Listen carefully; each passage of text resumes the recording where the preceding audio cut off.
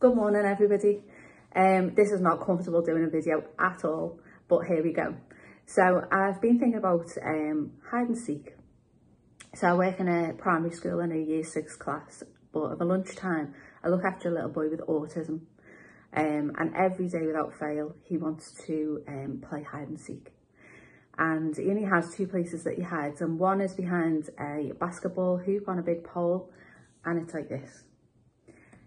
Clearly visible to me, and the second place is behind this huge tree, but as we all know, it's autumn time and there's not many leaves on the tree, and as part of his uniform he wears a bright red jumper, so I can always see the red through the tree.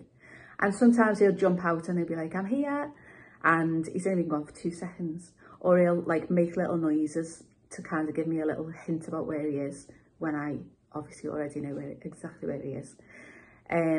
But I was thinking, as an adult, where would you hide? So the things that I would do is I'd be going somewhere that was completely hidden, completely surrounded and covered. I would be silent, wouldn't be making a noise.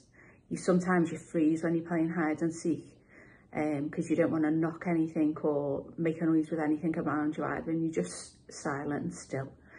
I would be listening carefully. It was listen really carefully to what's happening around you and what's going on when you're hiding. And the fourth thing is, I wouldn't come out until the game was over and I'd won. I don't know how competitive you are, but I would not be coming out until I'd won that game. But I was thinking, what do we do when we go to God with, when we need answers to something and we just want to be in his presence and we want to hear from him? What do we do? Do we stay there for long enough? Do we listen carefully enough? Are we silent, or do we keep interrupting? So I was reading this in Psalm 91. Whoever dwells in the shelter of the Most High will rest in the shadow of the Almighty.